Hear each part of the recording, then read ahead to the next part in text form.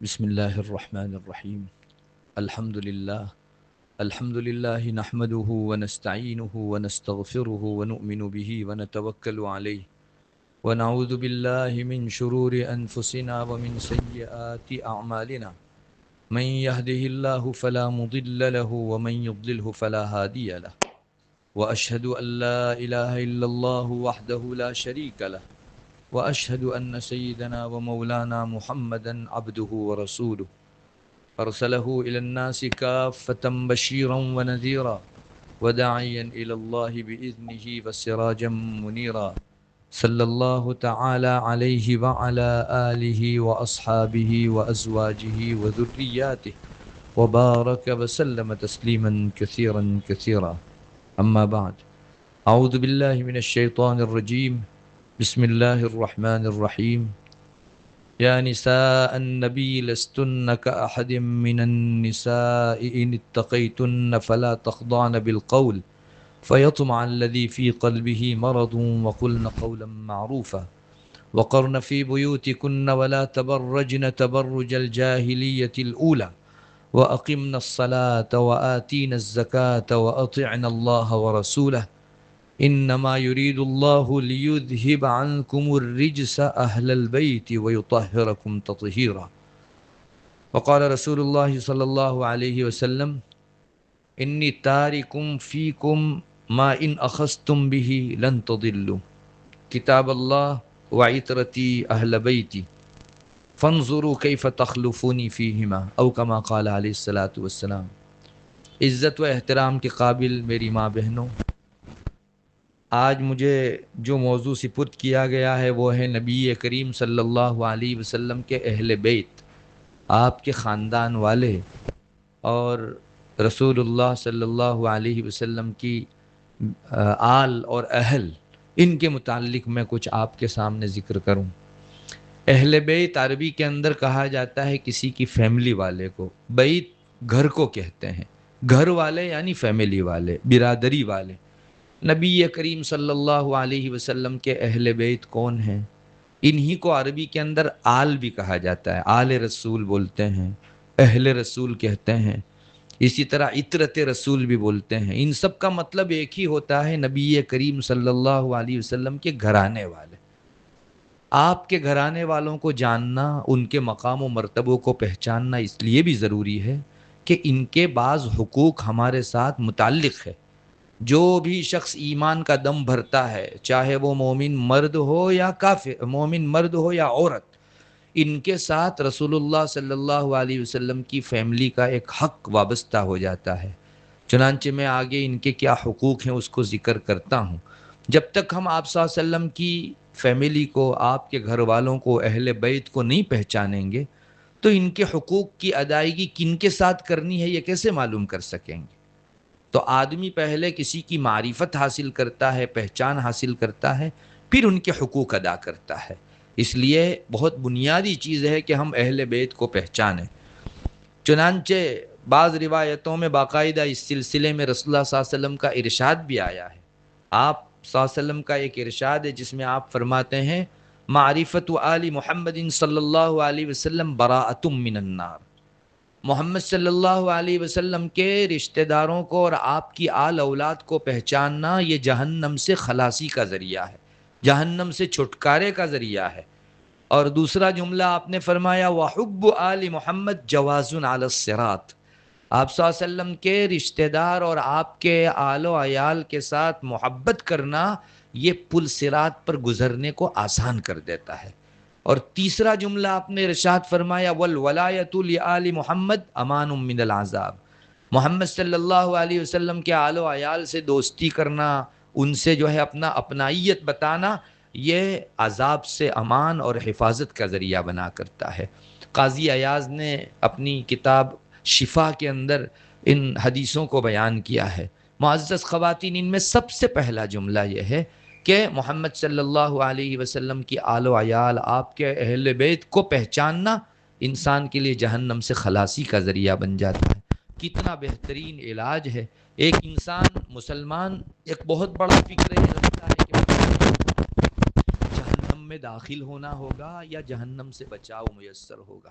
تو بہت سارے اعمال دنیا کے اندر اس کے لیے ہیں. ایک بہت اچھا عمل یہ ہے کہ آپ صلی اللہ علیہ وسلم کی آل و عیال اور اہل بیت کی معرفت حاصل کرے, پہچان حاصل کرے کہ یہ ہیں کون.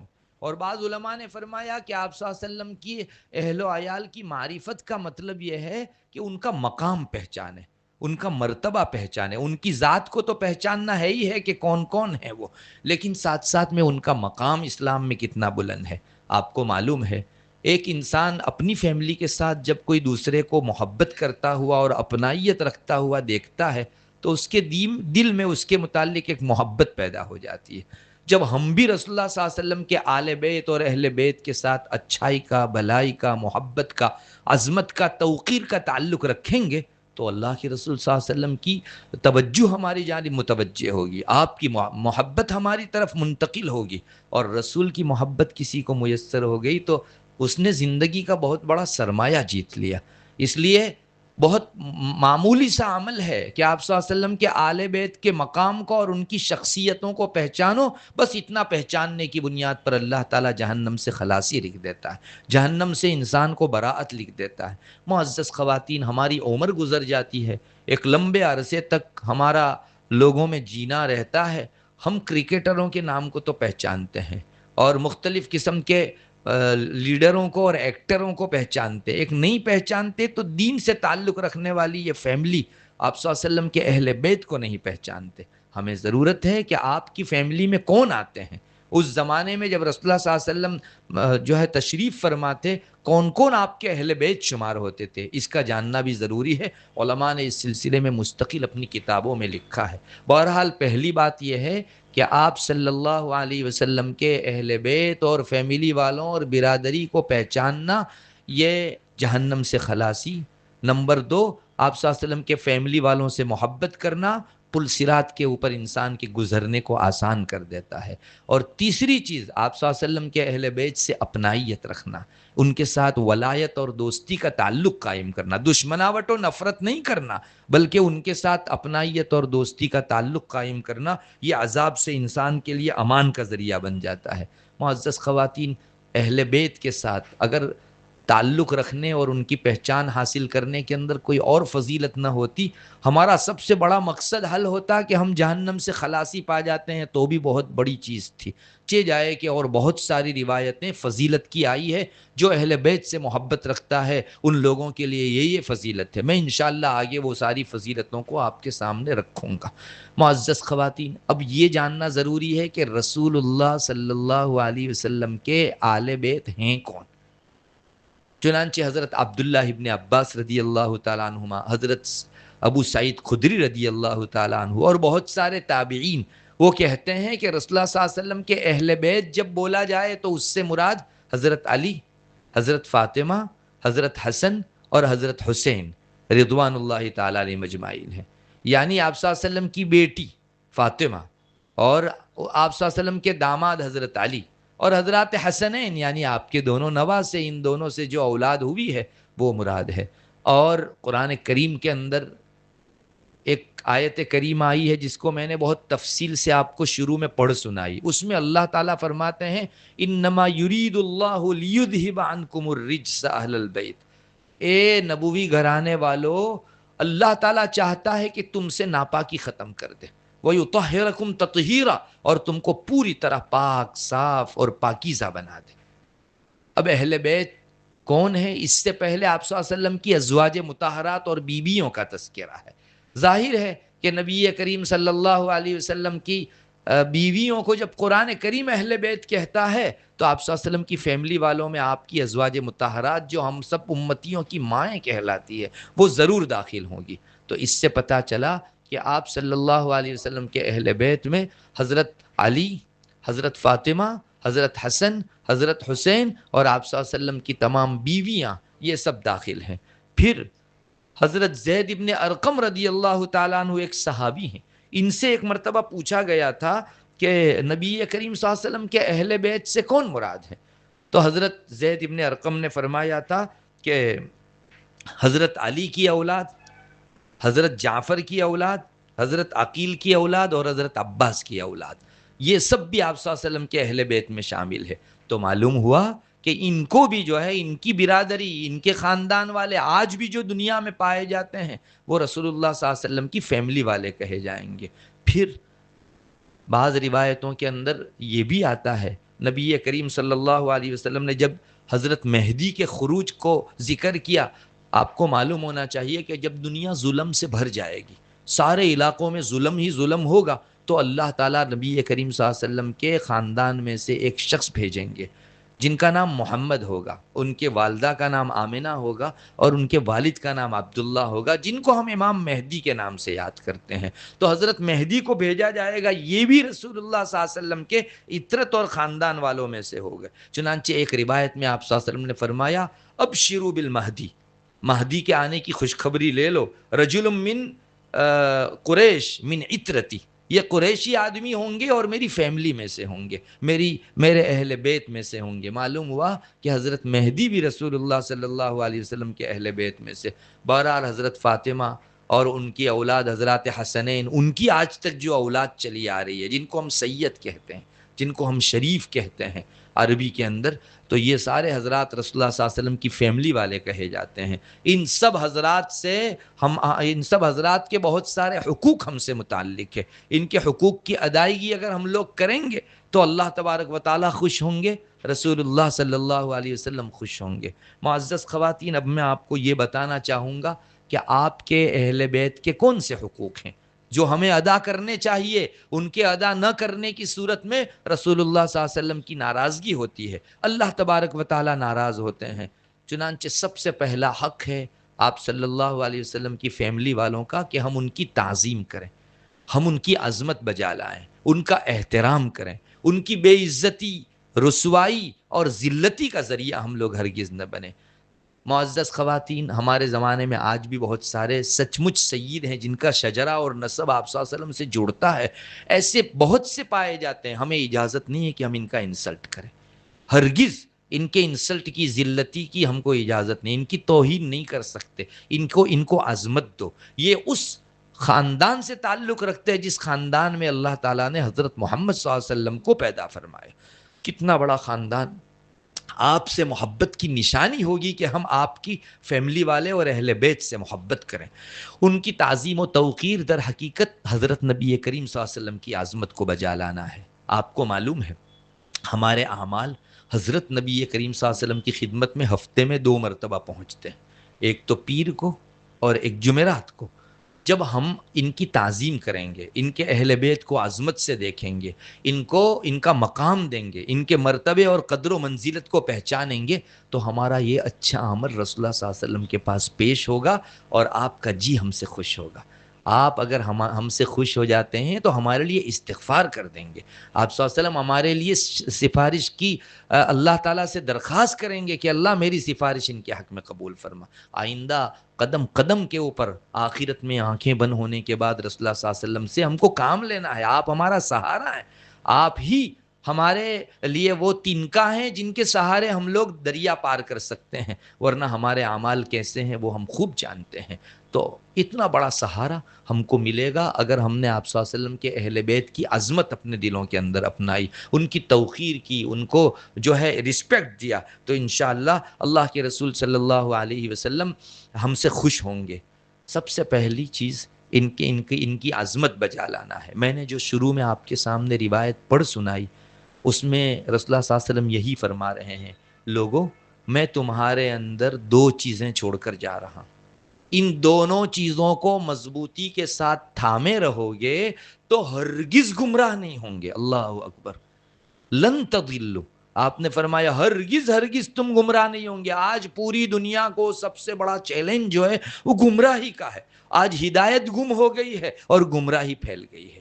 چنانچہ ہر ماں باپ اپنی اولاد کے گمراہ ہونے کی شکایت کرتے نظر آتے ہیں، بڑوں کو یہ شکایت ہے کہ ہمارے چھوٹے گمراہ ہو رہے ہیں، گناہوں میں مبتلا ہو رہے ہیں، اللہ کی نافرمانی میں، عصیان میں، اور بہت ساری ایسی چیزوں میں جس سے اللہ ناراض ہوتا ہے۔ ہماری اولاد، ہمارے چھوٹے، ہماری فیملی والے اور ہمارے معاشرے، بستی والے، سماج والے اس میں مبتلا ہو رہے ہیں۔ گمراہی آج بہت بڑا نشان بن چکی ہے۔ اس گمراہی سے بچنا ہو تو آپ نے فرمایا میں تمہارے بیچ دو چیزیں چھوڑ کر جا رہا ہوں، ان دونوں چیزوں کے مضبوطی سے تھامے رہنے کی بنیاد پر تم گمراہی سے کوسوں دور رہو گے، ہرگز گمراہی تمہارے قریب پھٹک نہیں سکتی۔ پہلی چیز اللہ تعالیٰ کی کتاب، اور دوسری چیز میری فیملی، اہل بیت، اطرتی، یعنی ان کی عظمت کرتے رہو گے، ان کے حقوق ادا کرتے رہو گے، ان کی توقیر کرتے رہو گے، ان کو رسپیکٹ و احترام دیتے رہو گے، اللہ فرماتا، رسول اللہ صلی اللہ علیہ وسلم فرماتے ہیں کہ تم گمراہ نہیں ہوں گے۔ چونکہ اہل بیت سے محبت در حقیقت رسول سے محبت ہے، اور رسول سے محبت سنت سے محبت ہے، اور جو سنت پر قائم رہتا ہے اس کو ہرگز گمراہ نہیں کہا جاتا۔ تو یوں کہنا چاہ رہے ہیں کہ کتاب اور سنت، ان دونوں کو اگر آپ تھامے رہو، قیامت تک جتنے بڑے بڑے فتنے آ جائیں گے کبھی آپ کو ڈاماڈول نہیں کر سکیں گے۔ ارے پورا ہمالیہ پہاڑ ہل سکتا ہے، لیکن قرآن جس کے ہاتھ میں ہو، اہل بیت اور ان کے واسطے سے رسول اللہ صلی اللہ علیہ وسلم، اور آپ کے واسطے سے آپ کی سنتیں ہمارے بیچ اگر ہوگی، انشاءاللہ کوئی ہمارا بال بیکا نہیں کر سکتا۔ کتنی کانفیڈنس کے ساتھ آپ نے بات ذکر فرمائی، کتنے یقین کے ساتھ آپ نے بات ذکر فرمائی کہ بس میرے اہل بیت اور میرے اہل عطرت، ان کے ساتھ جو ہے آپ وابستگی رکھنا، ان سے تعلق رکھنا، ان کی تعظیم اور توقیر کرتے رہنا، تمہارے اندر گمراہی نہیں ہوگی۔ معزز خواتین، آپ دیکھ رہی ہو، ایک تو آپ صلی اللہ علیہ وسلم کے خاندان والے اور اہل بیت کو پہچاننا یہ جہنم سے خلاصی کا ذریعہ، نمبر دو ان کی تعظیم اور توقیر کرنا یہ رسول اللہ صلی اللہ علیہ وسلم کے فرمانے کے مطابق ہدایت کا ذریعہ اور گمراہی سے بچاؤ کا ذریعہ۔ ایک دوسرا حق ہے آپ صلی اللہ علیہ وسلم کے اہل بیت کا، وہ ان کے ساتھ احسان کرنا۔ ہمارے درمیان معاشرے میں اگر ایسے لوگ موجود ہوں کہ جو سید گھرانے کے ہیں، جن کا شجرہ رسول اللہ صلی اللہ علیہ وسلم سے جڑتا ہے، تو ایسے لوگوں کے گھر کھانا بھیجنا، ایسے لوگوں کی مدد اپنے حلال للہ پیسے سے کر دینا، یہ ایک بہت بڑا احسان ہوگا۔ احسان کیا، ہم نے اپنا پیسہ ٹھکانہ لگایا، ہمارے یہ پیسے ٹیک اوے پر اڑ جاتے یا کسی اور جگہ کے اوپر خرچ ہو جاتے، وہاں بیلنس ہو گئے ہمارے یہ پیسے۔ آپ صلی اللہ علیہ وسلم کے اہل بیت کے اوپر خرچ کرنے سے آپ خوش ہوتے ہیں، ان کے ساتھ احسان کا معاملہ کرنے کی وجہ سے، ان کے ساتھ حسن سلوک کرنے کی وجہ سے، اچھا برتاؤ کرنے کی وجہ سے، ان کے دکھوں میں بھاگیدار اور شریک بننے کی وجہ سے، ان کو سکھ پہنچانے کی وجہ سے اللہ کے رسول صلی اللہ علیہ وسلم کی خوشی میسر ہوتی ہے۔ یہ ہمارے ذمے میں حق ہے۔ چنانچہ ایک روایت ہے حضرت زید ابن ارقم رضی اللہ تعالیٰ عنہ کی، رسول اللہ صلی اللہ علیہ وسلم نے فرمایا انشدکم اللہ اہل بیتی، لوگوں میں اللہ کا واسطہ دے کر تم کو کہتا ہوں کہ میرے اہل بیت کے ساتھ احسان کا معاملہ کرنا۔ اللہ کا نام لے کر، اللہ کا واسطہ دے کر، اللہ کا وسیلہ دے کر آپ صلی اللہ علیہ وسلم نے فرمایا میرے اہل بیت جتنے بھی لوگ ہیں ان کے ساتھ تم احسان کا برتاؤ کرنا۔ حضرت زید ابن ارقم یہ روایت فرماتے ہیں اور کہتے ہیں کہ آپ صلی اللہ علیہ وسلم نے 3 مرتبہ یہ جملہ ارشاد فرمایا، انشدکم اللہ اہل بیتی، انشدکم اللہ اہل بیتی، انشدکم اللہ اہل بیتی، میرے اہل بیت کے ساتھ اللہ کے واسطے اچھا معاملہ کرو، اور میں تم کو قسم دے کر کہتا ہوں، اللہ کا واسطہ دے کر کہتا ہوں کہ میرے گھر والوں کے ساتھ، میرے اہل بیت کے ساتھ تم اچھائی کا معاملہ کرنا۔ حضرت زید ابن ارقم رضی اللہ تعالی عنہ جب یہ روایت بیان کر کے فارغ ہو گئے تو حضرت زید ابن ارقم کو جو ہے آس پاس کے لوگوں نے پوچھا کہ حضرت کون ہے یہ اہل بیت آپ کے نزدیک؟ تو انہوں نے فرمایا حضرت علی کی اولاد، حضرت جعفر کی اولاد، اور حضرت عقیل کی اولاد، اور حضرت عباس کی اولاد رضوان اللہ تعالی علیہم اجمعین۔ یہ زید ابن ارقم فرماتے ہیں، رسول اللہ صلی اللہ علیہ وسلم کا ارشاد نقل کرتے ہیں۔ تو دوسرا حق اہل بیت کا ہمارے ذمے میں ان کے ساتھ احسان کرنا ہے۔ پہلا حق ان کی عظمت بجا لانا، ان کا احترام کرنا، اور دوسرا حق ہے ہمارا ان کے ساتھ احسان کا معاملہ کرنا، ان کے ساتھ برا برتاؤ نہ کرنا۔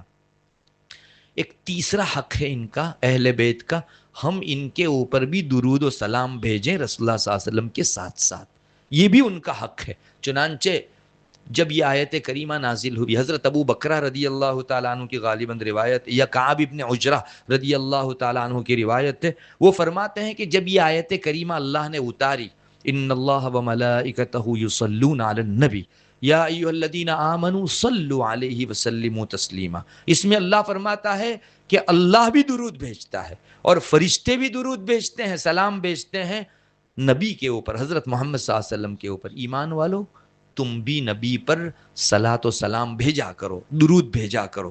تو صحابہ فرماتے ہیں کہ ہم نے پوچھا رسول اللہ صلی اللہ علیہ وسلم سے، حضرت آپ پر سلام بھیجنے کا طریقہ تو ہم کو معلوم ہے، ہم لوگ روزانہ آپ کے پاس آتے ہیں، السلام علیکم ورحمۃ اللہ وبرکاتہ، یا السلام علیکم یا رسول اللہ، یا السلام علیکم یا نبی اللہ بولتے ہیں، سلام کا طریقہ تو ہم کو معلوم ہے، لیکن صلات کسے بھیجتے ہیں آپ ہم کو بتائیے۔ تو آپ صلی اللہ علیہ وسلم نے اس وقت وہ درود پڑھ کے سنایا، غالباً درود ابراہیم، جس میں یوں آتا ہے اللہم صلی علی محمد وعلی آل محمد، پورا آخر تک درود پڑھ سنایا۔ معلوم ہوا کہ آپ صلی اللہ علیہ وسلم نے اپنے لیے جہاں درود و سلام اس آیت کریمہ کا محمل بتایا، وہاں آل محمد کے لیے بھی بتایا۔ اگر صرف تنہا آپ صلی اللہ علیہ وسلم پر درود بھیجنے سے درود کا تقاضا پورا ہو جاتا تو آل محمد کا نام نہ لیا جاتا، آپ نے آل محمد بھی فرمایا۔ پتہ چلا کہ رسول اللہ صلی اللہ علیہ وسلم کے ساتھ ساتھ آپ کے آل و اہل کے اوپر اور اہل بیت کے اوپر اور آپ صلی اللہ علیہ وسلم کے فیملی والوں کے اوپر درود پڑھنا یہ بھی ان کا حق ہے۔ ایک اور چیز ان کی فضیلت کی یہ بھی ہے کہ ہمارے دلوں میں ہم کو یہ خیال جمانا چاہیے کہ اہل بیت کے دلوں کو اللہ تعالیٰ نے برائیوں سے صاف کر دیا ہے، ان کے دلوں کو دھو دیا ہے۔ جب اللہ خود کہتا ہے انما یرید اللہ لیذھب عنکم الرجس اہل البیت ویطہرکم تطہیرا، تمہارے دلوں کی گندگی ساری ختم کر دی اللہ تعالیٰ نے اور تم کو صاف شفاف اور نہایت ہی جو ہے مجلہ اور مصفہ بنا دیا۔ کیا مطلب ہوتا ہے تم کو صاف کر دیا؟ اس کا علماء نے لکھا ہے جو برے اخلاق ہیں، رذائل جن کو کہا جاتا ہے، جن کو کوچاریتریہ کہا جاتا ہے، برائیاں کہی جاتی ہیں، ان سب سے رسول اللہ صلی اللہ علیہ وسلم کے خاندان والوں کو پاک صاف کر دیا گیا۔ اللہ جسے صاف کرے اس کی صفائی کے کیا کہنے۔ اللہ خود فرماتا ہے ہمارا ارادہ ہے، ہماری چاہت ہے، ہمارا فیصلہ ہے، ہماری تقدیر ہے کہ ہم نے جو ہے اہل بیت کو صاف کر دیا ہے۔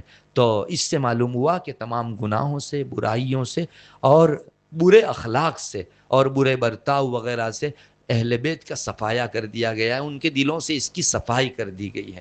معزز خواتین، یہ ان کی فضیلت کے لیے بہت بڑی چیز ہے جو قرآن کریم کے اندر آیت بن کے اتری۔ ایک تو وہ ارشاد تھا جو رسول اللہ صلی اللہ علیہ وسلم نے اپنی زبان رسالت سے ہمارے سامنے رکھا، اللہ تعالیٰ نے قرآن کریم میں اتارا، اور میں نے جیسا کہ بتایا آپ کو، آپ صلی اللہ علیہ وسلم کی بیٹی حضرت فاطمہ، ان کی اولاد حضرت علی وغیرہ جیسے اہل بیت ہیں، ویسے آپ صلی اللہ علیہ وسلم کی تمام ازواج مطہرات، آپ کی پاک بیویاں جن کا تذکرہ اس آیت سے پہلے اوپر آیا ہوا ہے، یہ بھی اہل بیت ہیں۔ تو آپ جب آل محمد پر سلام بھیجتے ہیں نا، تو آپ صلی اللہ علیہ وسلم کی ان اولاد پر جس طرح سے سلام جاتا ہے، اسی طرح آپ کی ازواج مطہرات جو ہماری مائیں ہوتی ہیں ان کے اوپر بھی صلات جاتا ہے۔ ایک اور چیز رسول اللہ صلی اللہ علیہ وسلم نے ان کے حق میں بھلائی کا معاملہ کرنے کی ہم کو تاکید کی ہے۔ ایک روایت ہے جس میں آپ صلی اللہ علیہ وسلم فرماتے ہیں استوصوا باہل بیتی خیرہ، میرے امتیوں، میرے اہل بیت کے ساتھ اچھا برتاؤ کرنے کی میری وصیت قبول کر لو۔ میں وصیت کرتا ہوں کہ میرے اہل بیت کے ساتھ، میرے خاندان والوں کے ساتھ، میرے آل و اہل کے ساتھ تم لوگ جو ہے اچھا برتاؤ کرنا۔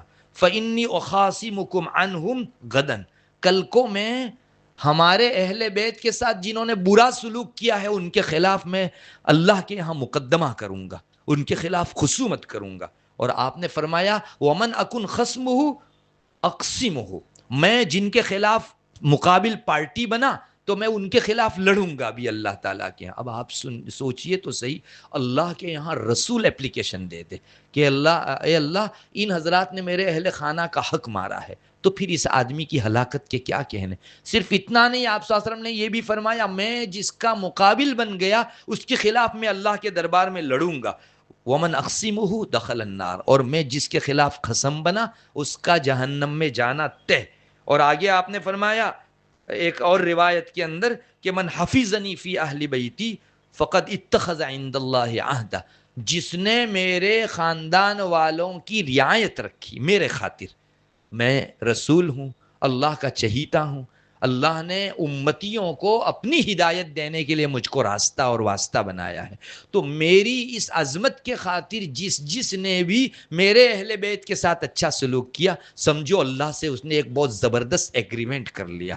اور اللہ سے ایگریمنٹ، اللہ تعالیٰ کبھی بھی جو ہے اپنے وعدے سے خلاف نہیں کرتا۔ اوفو بعہدی اوفی بعہدکم، تم ایگریمنٹ کرو تو میں اپنے وعدے کو نبھاؤں گا۔ تو اللہ تبارک و تعالیٰ کے ساتھ جو لوگ اہل بیت کے ساتھ اچھا سلوک کرتے ہیں، ان کے حقوق ادا کرتے ہیں، ان سے بجائے نفرت کے دوستی کا معاملہ کرتے ہیں، ان کے ساتھ برے سلوک کے بجائے اچھا سلوک، کوئی چیز ان سے چھیننے کے بجائے ان کے یہاں بھیجنے کا برتاؤ کرتے ہیں، رسول اللہ صلی اللہ علیہ وسلم فرماتے ہیں انہوں نے اللہ تعالیٰ کے ساتھ ایک ایگریمنٹ کر لیا ہے، اور اللہ تعالیٰ اپنی ایگریمنٹ پر پورا اترنے والا ہے۔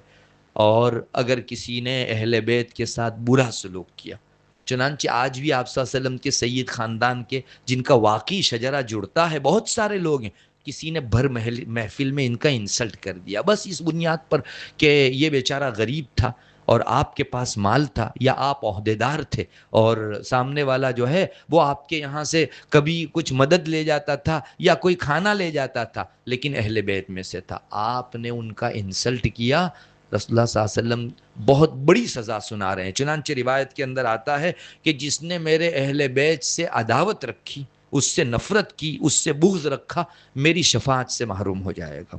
کل کو اللہ کے رسول صلی اللہ علیہ وسلم کی سفارش نہیں ملے گی۔ آپ کو معلوم ہونا چاہیے آپ حوض کوثر پر بیٹھے ہوئے ہوں گے اور لوگ آ رہے ہوں گے، اتنے پیاسے ہوں گے کہ نہ پوچھئے بات، آپ صلی اللہ علیہ وسلم حوض کوثر میں سے جام سب کو پلائیں گے، ایک جماعت وہاں آ رہی ہوگی، رسول اللہ صلی اللہ علیہ وسلم فرماتے ہیں کہ اس جماعت کو آنے سے فرشتے ایسے روک رہے ہوں گے جیسے کسی کے باڑے میں اونٹ گھس آیا ہو تو اس کو وہاں سے بھگایا جاتا ہے۔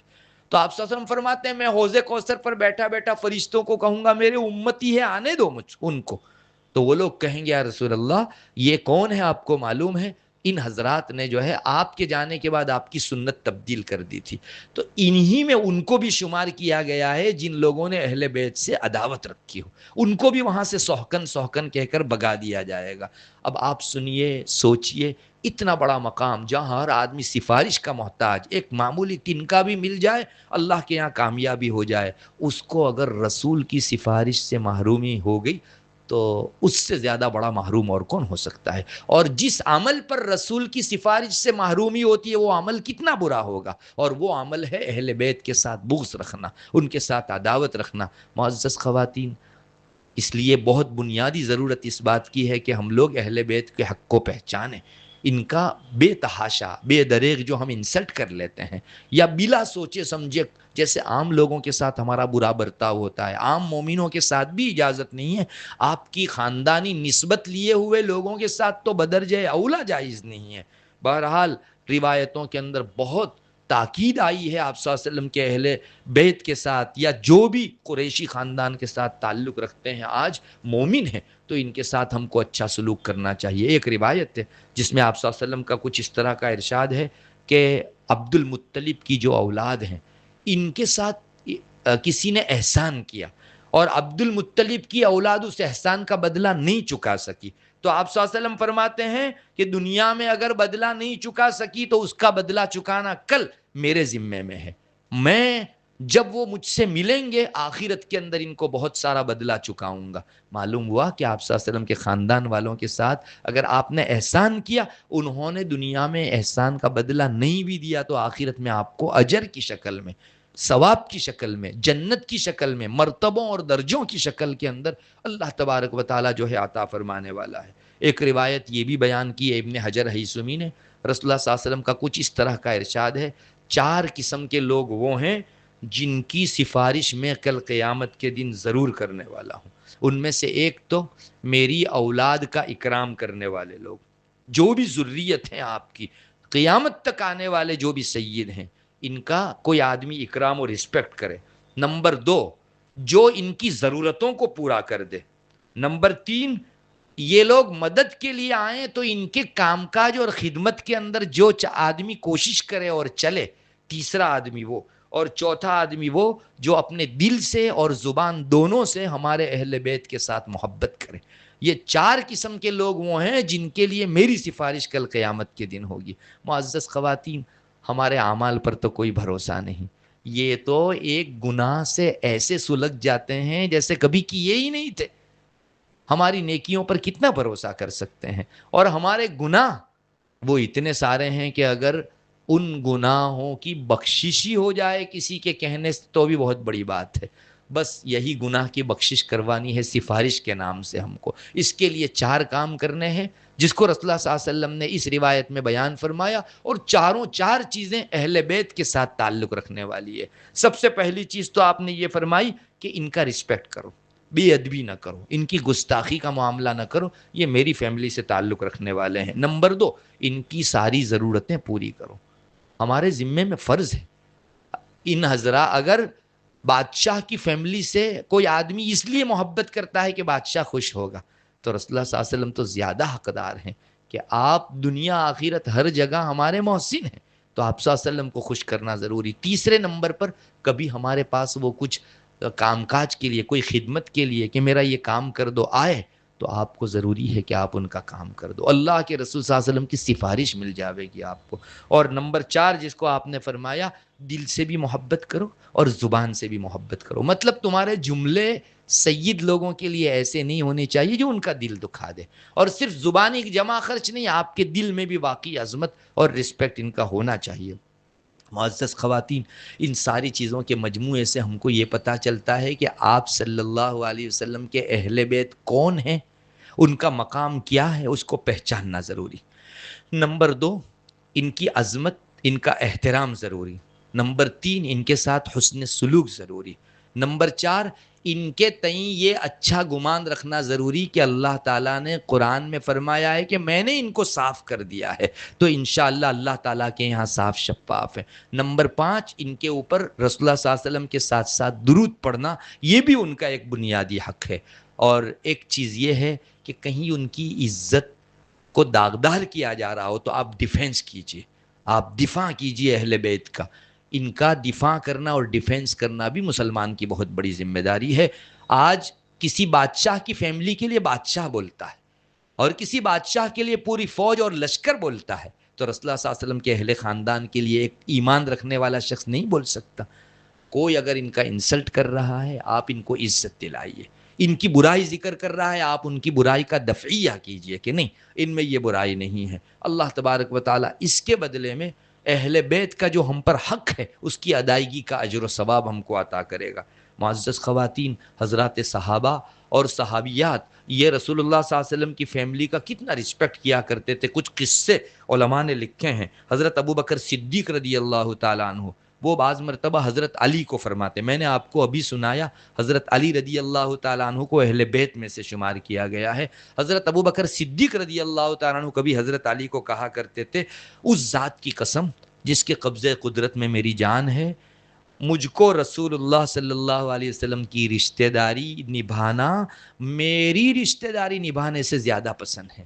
یعنی میں اپنے رشتہ داروں سے صلہ رحمی کروں، اس کے مقابلے میں رسول اللہ صلی اللہ علیہ وسلم کے خاندان والوں سے صلہ رحمی کروں، مجھ کو زیادہ محبوب ہے، چونکہ نسبت لگی ہوئی ہے اللہ کے رسول کے ساتھ۔ میں اگر اپنے رشتہ داروں کی رشتہ داری نبھاؤں گا تو ایک ثواب کی چیز ہے، ایک حق کی ادائیگی ہے، لیکن رسول اللہ صلی اللہ علیہ وسلم کے اہل قرابت کے ساتھ، آپ کے جو اہل بیت ہیں ان کے ساتھ اگر میں رشتہ داری نبھاتا ہوں، ان کے ساتھ حسن سلوک کرتا ہوں، تو ایک رسول کی محبت کا میں حقدار بنتا ہوں۔ حضرت عمر رضی اللہ تعالیٰ عنہ قسم کھا کر کہتے تھے، حضرت عباس جو آپ صلی اللہ علیہ وسلم کے چچا ہیں، وہ جب مسلمان ہوئے تو حضرت عمر رضی اللہ تعالیٰ عنہ قسم کھا کر کہتے تھے کہ میرا والد یعنی عمر کا والد مسلمان ہوتا، اس سے زیادہ خوشی مجھے اس کی ہے کہ عباس مسلمان ہوئے جو رسول اللہ صلی اللہ علیہ وسلم کے چچا ہیں۔ اور یہ بھی فرماتے تھے اس لیے کہ میرے والد کے اسلام لانے سے میں خوش ہوتا، اور عباس کے اسلام لانے سے رسول اللہ صلی اللہ علیہ وسلم خوش ہوئے۔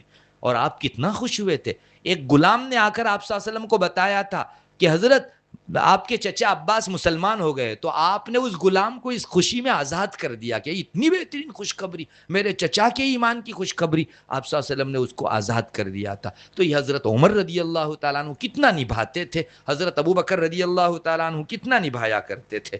ایک مرتبہ حضرت زین العابدین وہ آئے حضرت عبداللہ ابن عباس رضی اللہ تعالیٰ عنہ کے پاس. حضرت عباس کی ہی اولاد عبداللہ ابن عباس تھی, وہ بھی آپ صلی اللہ علیہ وسلم کی فیملی میں شمار ہوتے ہیں. تو ابن عباس کے پاس آ کر انہوں نے کہا مرحبا بالحبیب ابن الحبیب, اللہ کے چہیتوں کے چہیتے کے بیٹے جو خود بھی چہیتے ہیں ان کو خوشخبری ہو, ان کے لیے خوش آمدید ہو.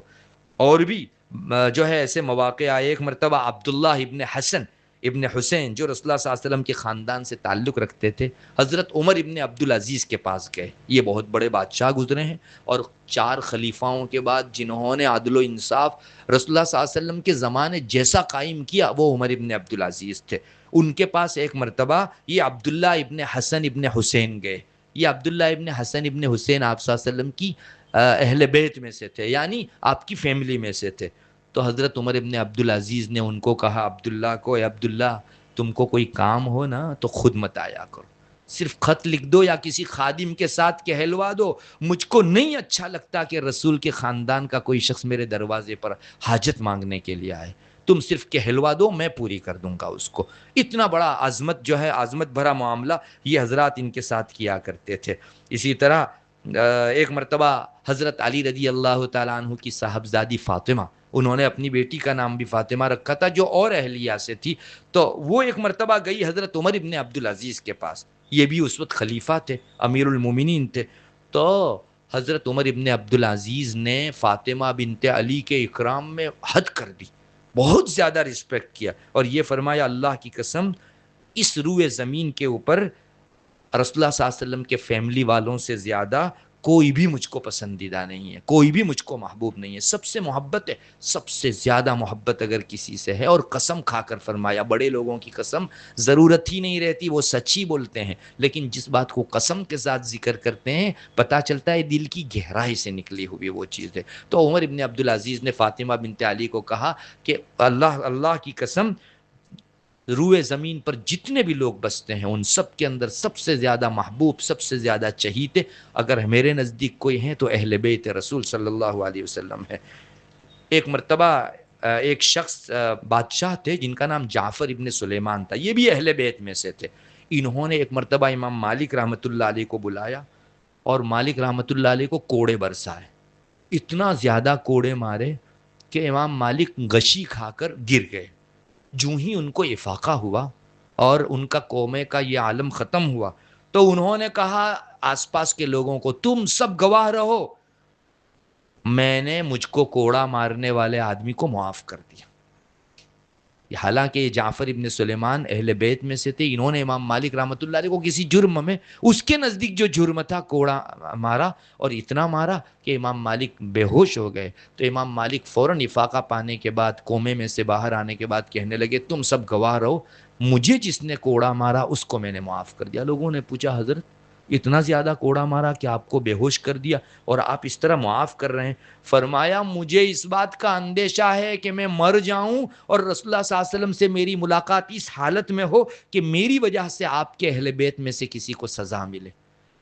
اور ایک اور موقع بھی آیا جس میں بعد میں ایک خلیفہ منصور وہ مدینہ گیا, امام مالک وہاں موجود تھے. تو منصور نے کہا امام مالک کو کہ جعفر ابن سلیمان نے آپ کو جو کوڑے مارے تھے نا, مجھ سے بدلہ لے لو, مجھ سے آپ جو ہے اس کا قصاص لے لو. تو امام مالک نے فرمایا سنو, جب اس نے کوڑا مارا نا, وہ جو ہی کوڑا مار کے فارغ ہوتا تھا فوراً میں اس کوڑے کو معاف کر دیتا تھا, جو ہی مارتا تھا فوراً کوڑے کو معاف کر دیتا تھا. اور کتنی بڑی پتے کی بات ذکر فرمائی, میں رسول اللہ صلی اللہ علیہ وسلم سے ملوں اور مجھ پر ظلم ہونے کی وجہ سے رسول اللہ صلی اللہ علیہ وسلم کے خاندان والے کسی کو سزا ہو, میرا ضمیر اس کو قبول نہیں کرتا. معزز خواتین, یہ لوگ تھے جنہوں نے سچ مچ اہل بیت کا اکرام کر کے دکھا دیا, اور صحیح اکرام یہی ہے کہ ان کے راستے پر چلا جائے. رسول اللہ صلی اللہ علیہ وسلم کی سنت کا جو راستہ وہ اپنائے ہوئے تھے, اور اسلامی جو راستہ تھا, ان کی محبت کی جو حد ہے اس میں رہ کر محبت کی جائے. آپ کو معلوم ہونا چاہیے آج اہل بیت کے نام سے اہل سنت والجماعت, الحمدللہ ہم لوگوں کو اللہ تعالیٰ نے ان میں سے بنایا ہے, ہم لوگ دائرے میں رہ کر ان سے محبت کرتے ہیں. لیکن ان سے بعض لوگ ایسی محبت کرتے ہیں کہ جو محبت خود اللہ کو اور رسول کو پسند نہیں ہے, وہ شیعہ ہیں. اہل بیت کو لے کر دنیا میں شیعہ بھی محبت کا دم بھرتے ہیں, لیکن ان کی محبت خلاف شریعت محبت ہے. ان کی محبت کیسی ہے؟ حضرت علی رضی اللہ تعالیٰ عنہ اہل بیت میں سے ہے، حضرت علی سے ایسی محبت کرتے ہیں کہ ابو بکر و عمر سے بغض رکھتے ہیں. یہ کیسی محبت! خود رسول اللہ صلی اللہ علیہ وسلم سے کو جن سے محبت تھی ان سے نفرت کر کے آپ اہل بیت میں سے کسی کو عزت دے سکیں گے؟ ان کا کہنا یہ ہے کہ حضرت ابو بکر نے اور حضرت عمر نے اور حضرت عثمان رضی اللہ تعالیٰ عنہ مجمعین نے حضرت علی کا حق مارا تھا. آپ صلی اللہ علیہ وسلم کے بعد خلیفہ ہونے کا مستحق سب سے بڑا اگر کوئی تھا تو حضرت علی تھے. تو حضرت علیہ باللہ حضرت ابو بکر صدیق چڑھ بیٹھے خلافت کے اوپر، حضرت عمر چڑھ بیٹھے، حضرت علی کے حق کو مارتے رہے. اسی لیے آج شیعہ حضرت علی اور اہل بیت سے محبت کرنے کے خاطر ان دونوں بزرگوں کو گالی دیتے ہیں.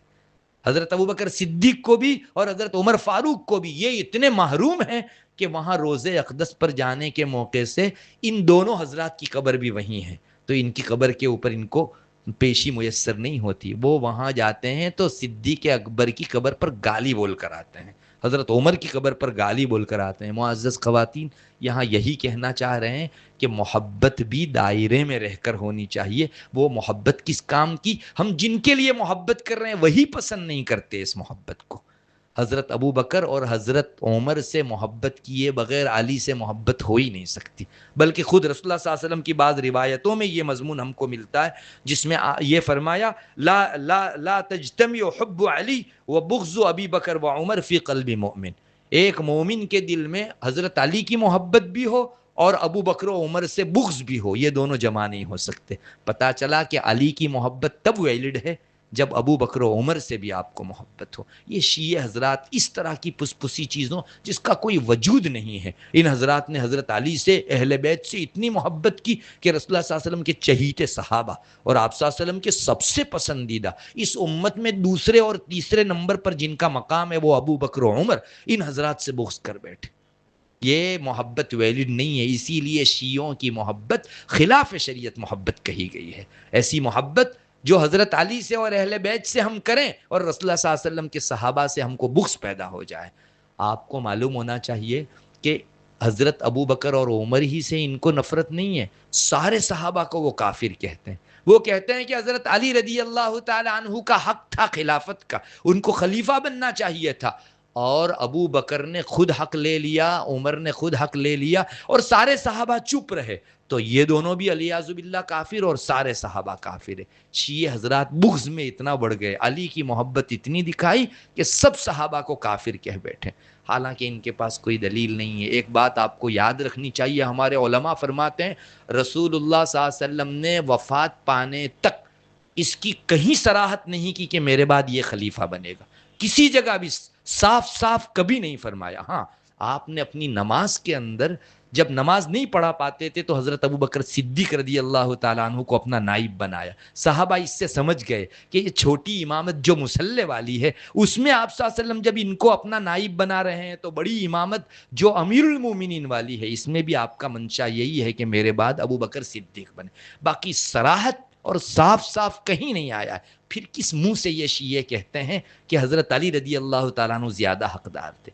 اور ان کی دلیل ایسی پھس پھسی ہے کہ اللہ کی پناہ، اللہ تبارک و تعالیٰ جو ہے انہیں سمجھ دے، ورنہ اسی حالت میں عمر گزر جاتی ہے ان کی، اور یہ حضرات ابو بکر و عمر سے اور سارے صحابہ سے بغض رکھنے کے نتیجے میں اللہ کے یہاں قریب نہیں ہو رہے ہیں بلکہ دور ہوئے جا رہے ہیں. معزز خواتین، پھر ان شیعوں کو اہل بیت کی وجہ سے حضرت معاویہ رضی اللہ تعالیٰ عنہ سے بھی دشمناوٹ، حضرت عائشہ سے بھی دشمناوٹ. ان کے یہاں جب محرم کے یہ ایام آتے ہیں تو باقاعدہ حضرت معاویہ اور حضرت عائشہ کو گالی دی جاتی ہے.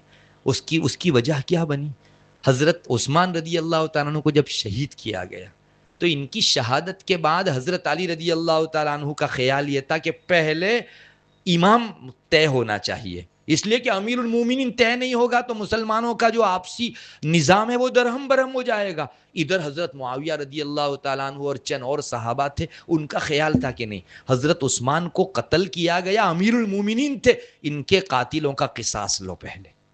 پہلے کسی کے امام طے کرنے سے پہلے یہ کام بہت ضروری ہے، ورنہ دوسرا امام آپ لائیں گے اس کو بھی لوگ قتل کر ڈالیں گے. تو امام اگر قتل ہوتے رہیں گے تو پھر جو ہے امام بننے کا فائدہ کیا؟ حضرت معاویہ رضی اللہ تعالیٰ عنہ کا یہ ویژن تھا. اس کی وجہ سے دونوں کے بیچ جنگ بھی ہوئی، جنگ صفین، جنگ جمل بھی ہوئی، بہت بڑی بڑی لڑائیاں ہوئی. حضرت معاویہ کے لشکر کے اندر حضرت عائشہ بھی شریک ہوئی ہیں بعض موقعوں کے اوپر. اس لیے شیعوں نے کہا ہے حضرت علی کے خلاف جو لشکر کشی کرتا ہے وہ معاویہ اور وہ عائشہ. چنانچہ ان کے یہاں باقاعدہ ان دونوں کو گالی دے کر جی ٹھنڈا کیا جاتا ہے. آپ بتائیے حضرت نبی کریم صلی اللہ علیہ وسلم کے اہل بیت حضرت عائشہ، ان کو گالی دے کر آپ کے دوسرے اہل بیت حضرت علی کے ساتھ محبت کیسے قائم کی جا سکتی ہے؟ ایک ہی فیملی کی ایک پارٹی سے، ایک فرد سے بغض اور دوسرے فرد سے جو ہے محبت، یہ محبت ویلڈ شمار کی ہی نہیں جا سکتی.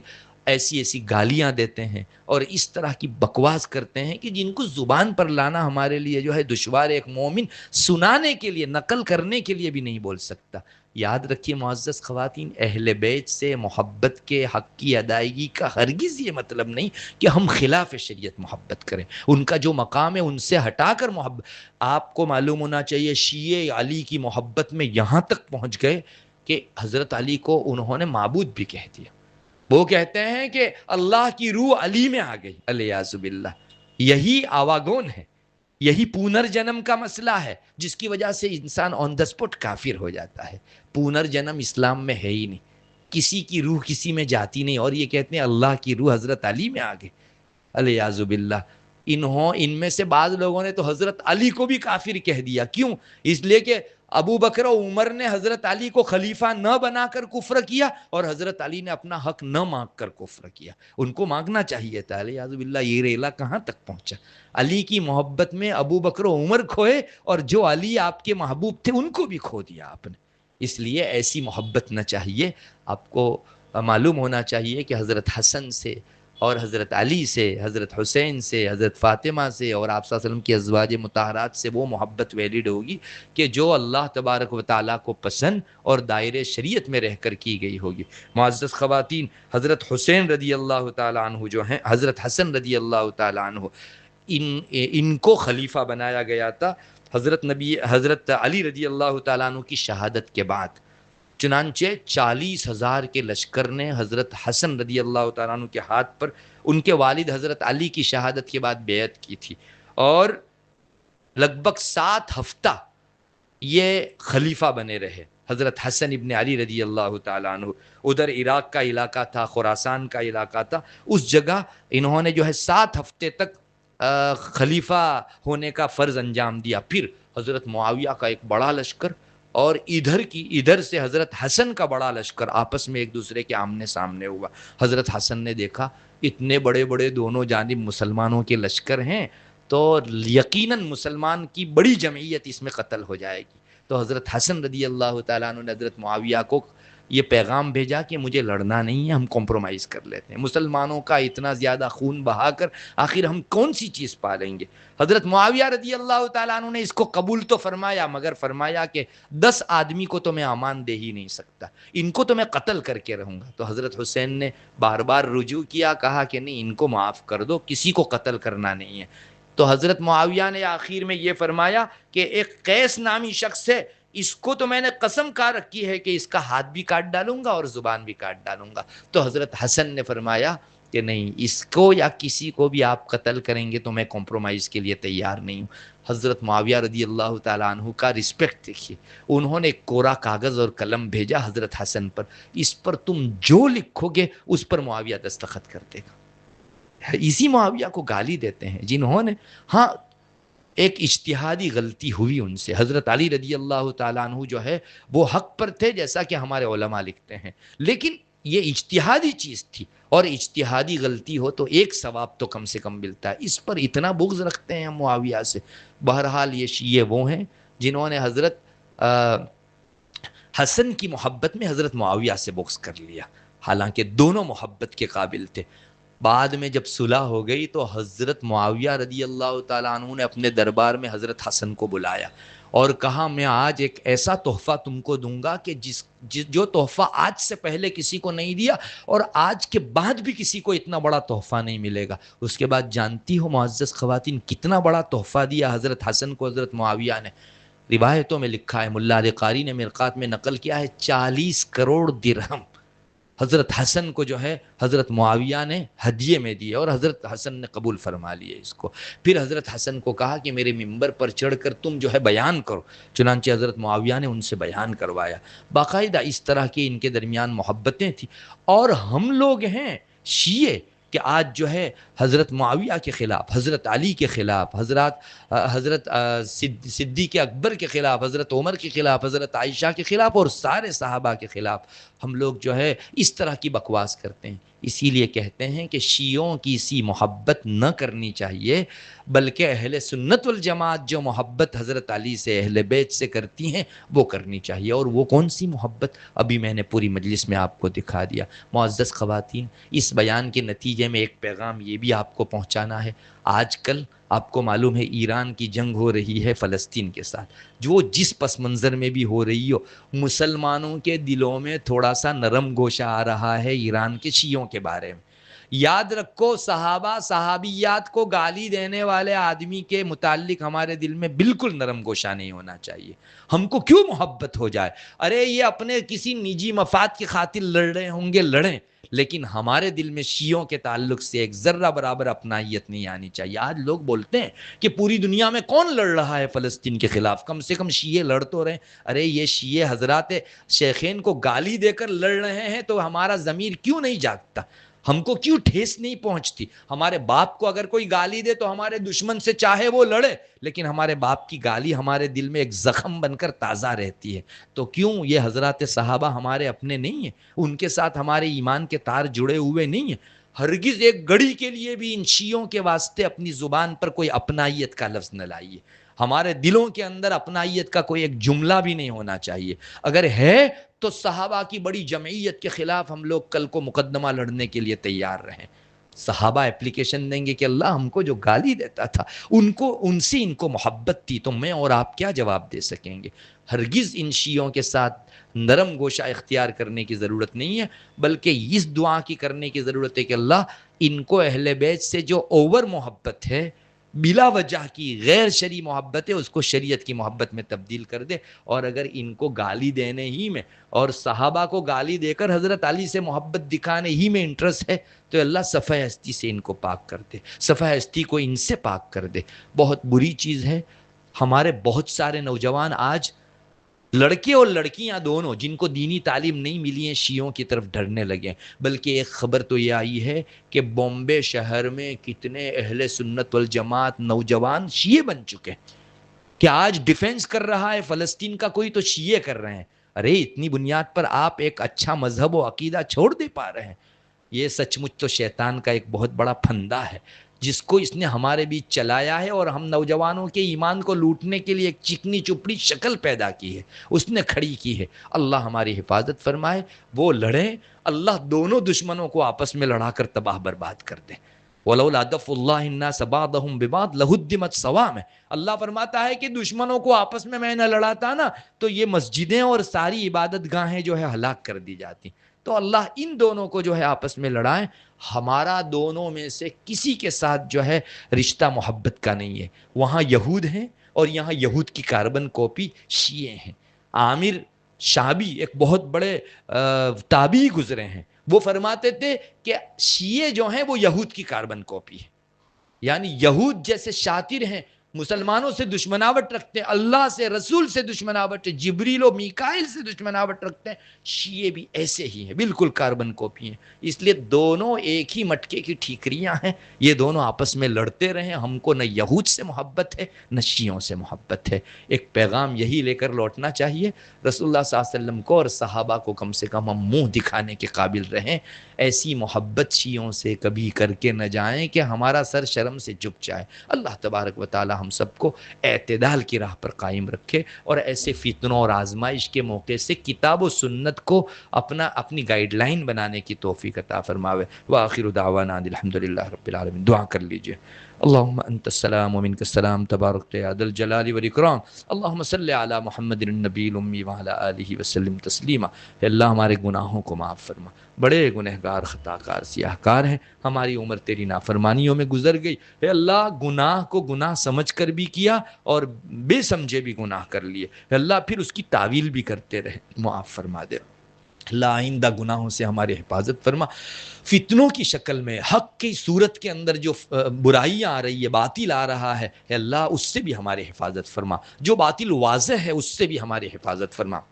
ہمارے جو مسلمان نوجوان بھائی شیعہ بن چکے ہیں اور خامخواہ کی محبت کے اندر بہہ کر انہوں نے اپنا اچھا عقیدہ ہاتھ سے گم کر دیا ہے، اے اللہ ان کی باریابی کی شکل پیدا فرما، اے اللہ ہم کو راہ حق دکھلا، اس کی اتباع عطا فرما، اور راہ باطل دکھلا اور اس سے پرہیز اور اجتناب نصیب فرما، اے اللہ ہمیں اپنا بنا لے، اہل سنت والجماعت کا جو ڈگر ہے، ان کا جو راستہ ہے، اس کے اوپر قدم بقدم ہم کو چل کر منزل مقصود پا لینے کی توفیق عطا فرما، اے اللہ جو کچھ کہا گیا اس میں جو خیر ہے، حق ہے، اس کو قبول فرما، اگر کوئی بات خلاف شریعت نکل گئی ہو معاف فرما دے، اے اللہ ہمارے لیے بہتر سے بہتر راستے تو ہی منتخب فرما، رسول اللہ صلی اللہ علیہ وسلم کو جو راستہ پسند، اے اللہ پوری امت کے علماء کو جو راستہ پسند، اے اللہ صحابہ کا جو راستہ ہے وہ ہمارے لیے طے فرما دے، سارے صحابہ سے محبت عطا فرما، اہل بیت کی حقوق کی ادائیگی کی توفیق عطا فرما، آج تک اگر اس میں کوتاہی ہوئی ہو ہم کو معاف فرما دے، اے اللہ اہل فلسطین کی مدد فرما دے، جو لوگ ان کے خلاف برسر پیکار ہیں ان لوگوں کی اینٹ سے اینٹ بجا دے، اے اللہ ان کے بخیے ادھیڑ دے، اے اللہ ان لوگوں کو ایسی منہ کی کھلا دے کہ کل کو مسلمان کے خلاف کوئی بری نگاہ نہ اٹھا سکے، اللہ ہماری ضروریات کو اپنے خزانے غیب سے پورا فرما، جس گھر میں تیرے دین کا واعظ کہا سنا جا رہا ہے اس میں بے پناہ خیر برکت مقدر فرما، جو خواتین اپنا وقت فارغ کر کے آئی ہیں اللہ ان کی آمد کو قبول فرما، ہمارے آج کے بیان کو ہماری زندگی کے لیے ایک مشعل راہ بنا، ایک اچھا طریق جو فتنوں سے محفوظ رکھے اور راہ حق پر ہم کو چلائے، اس طرح کا طریق اس کو بنا دے، اللہم انا نسألک من خیر ما سألک منہ نبیک محمد صلی اللہ علیہ وسلم ونعوذ بک من شر ما استعاذ منہ نبیک محمد صلی اللہ علیہ وسلم، انت المستعان وعلیک البلاغ ولا حول ولا قوة الا باللہ، سبحان ربک رب العزة عما یصفون وسلام علی المرسلین والحمد للہ۔